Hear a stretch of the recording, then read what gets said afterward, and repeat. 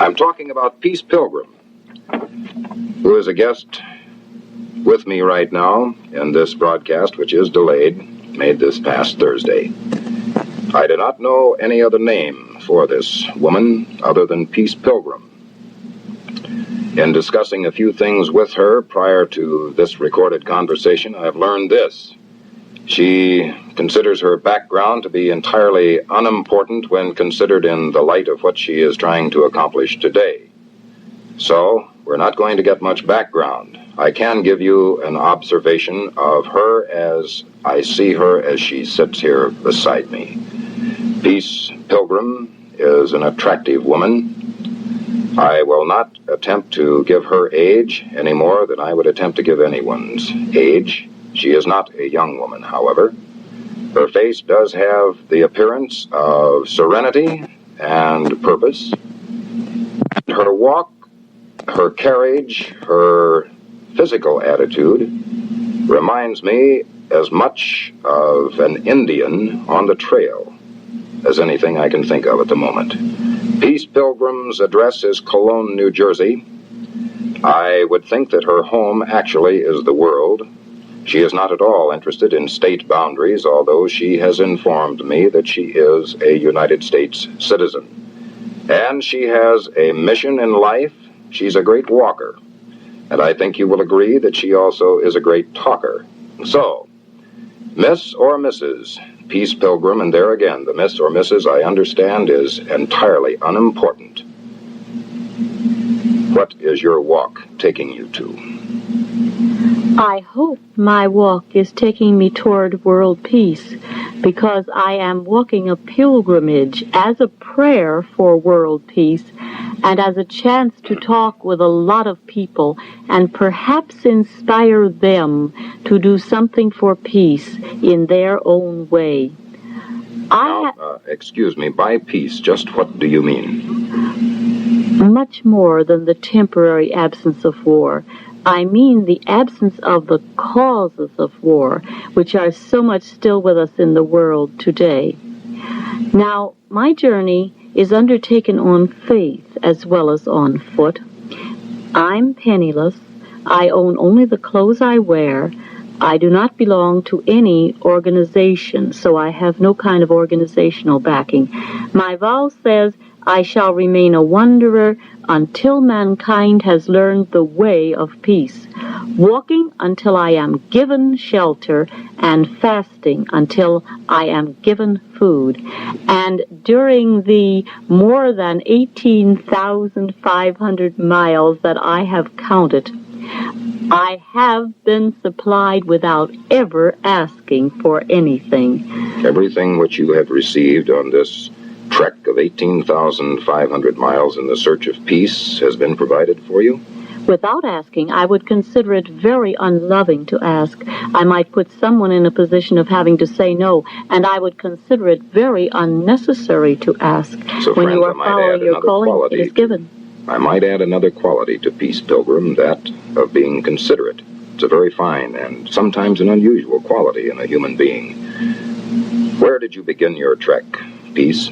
In Los Angeles, California, and my first 5,000 miles was a zigzag across the country from Los Angeles to New York City. I did that 5,000 miles in 200 walking days. That's where I get my average of 25 miles a day. I have walked as much as 50 miles in a day. I'll tell you, after you have found inner peace, energy is just as endless as air. You don't run out of it. I started out without any previous athletic ability, and I started out after my hair had turned to silver. But if you are called to walk, you can walk. And also, I started from a very quiet life. I had never done any public speaking, but from the beginning I was approached by the news services, and then I was approached and asked to speak to groups. But I never had stage fright or mic fright. If you are called to speak, you can speak. As you say, you can walk if you want to walk, too. You talk about the peace, which is more than the absence of war. And you also have mentioned that you have found inner peace. Are these two related? Are these two qualities akin? Well, of course, I consider the most important ingredient of world peace to be inner peace. I would say that what we basically suffer from is immaturity. You see, if we were mature people, war would be absolutely no problem. It would be impossible. And so if you're going to talk about the basic cause of war, you have to talk about the maturing of people, and that means the attaining of inner peace. I believe that insofar as you have peace in your own heart, you reflect it into your surroundings and ultimately into your world. And I believe that every time you bring harmony into any inharmonious situation, you contribute to the total peace picture. Until we have a greater measure of inner peace, we will not be able to see clearly what is the way of peace in the world, and we will not have the faith and the courage to walk it. We will not understand, perhaps, what my message covers. The kernel of it, this is the way of peace. Overcome evil with good, and falsehood with truth, and hatred with love. You see, there's nothing new about that except the practice of it. And the practice of it is especially needed in this crisis period. I think we know it's a crisis period. I wonder if we realize it is a crisis unparalleled in the history of mankind, because mankind actually is faced with a choice between a nuclear war of annihilation, which is now possible, and a golden age of peace, which is now also possible. And every human being living today helps to make this choice, because you see, the tide of world affairs currently drifts in the direction of war and destruction. So those who do nothing are choosing to let it drift. Those who want to choose peace must do something, must act meaningfully for peace, must become a part of the stirring and awakening which is beginning now, and help to accelerate it sufficiently to turn the tide. I notice the garment which you are wearing, which I would like to describe, which is somewhat of a blue coverall with a sort of half jumper, on which on the front is stenciled Peace Pilgrim, and on the back 25,000 miles for walking 25,000 miles for peace, or something like that. For world peace. For world right. peace, yes. Now, how do you expect this jaunt of yours to contribute to world peace? Is the act of placing one foot in front of the other for a distance of 25,000 miles going to aid in world peace? Should everyone get out and walk like that? Or what is it that you are trying? I'll start again. What is the purpose in this walk? I am not trying to inspire other people to walk pilgrimages. I believe that every one of us has a unique part in the life pattern in God's plan, and that this is my little part. I would like to inspire them to do something for peace in their own way. Now, whether it's walking or not. Well, it need not be walking, of course. This is only one of many ways to work for peace. And, of course, I walk as a prayer, and I believe that a prayer undertaken under comfortable circumstances will, of course, have effect if it is a right prayer. But when you undertake a prayer with complete self-giving, you multiply the power of the prayer. And so you walk as a prayer, or you fast as a prayer. I have done that also.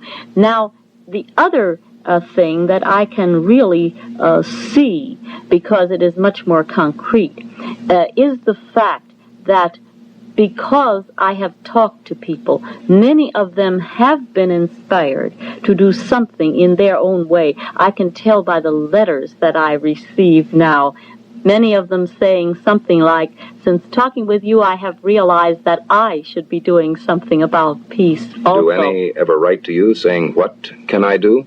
Yes, they sometimes do. And what do you tell them? And, of course, they sometimes also form peace groups or peace prayer groups. This is very concrete. Well, sometimes I recommend my pet project, which I think is very valid in this rapidly changing time when so many new things are being that of tried. Walking? No, my pet project was undertaken 15 years before I started to walk. That was when I dedicated my life to service. It is very simple. Commend every good thing that comes to your attention to give it strength. Commend the good to strengthen it. That is sounds my like a real, pet regular, project. good idea. Oh, yes. I've started the most wonderful correspondence that way by commending some good thing that someone had done, or by calling someone that was right close to me, but perhaps I didn't know them, to commend them on some good thing they had done. And of course, I am also willing to discuss the outer problems, even though I believe that peace begins with the individual. And lately, I have been asked so often about what I would do in the present Berlin crisis. What would you do? Well, I believe that this solution would be acceptable to all concerned. Send in a United Nations group of neutrals. Then withdraw all national forces from Germany. So far, it's no different than what was done in the Suez situation. Then the United Nations group would disarm Germany, unite Germany, and bring the united, disarmed Germany into the United Nations, and it could remain as a protectorate of the United Nations. Do you think we'll have a United Nations, say, in 2 or 3 months? That is, an effective United Nations? I believe it will be possible to find... Even with Troika? Well, I believe it would be possible to find a person who would be acceptable to all concerned. I can think of one, for instance, that everyone knows. Nehru of India would undoubtedly be acceptable to all concerned. Now, if they do decide on 3 instead of 1, this would not be so bad if all 3 were approved by all parties concerned. Then they, I think, would be able to work together. But it seems to me that my little magic formula applies particularly in this crisis situation. There is a magic formula for resolving conflicts. It is this: have as your objective the resolving of the conflict, not the gaining of advantage.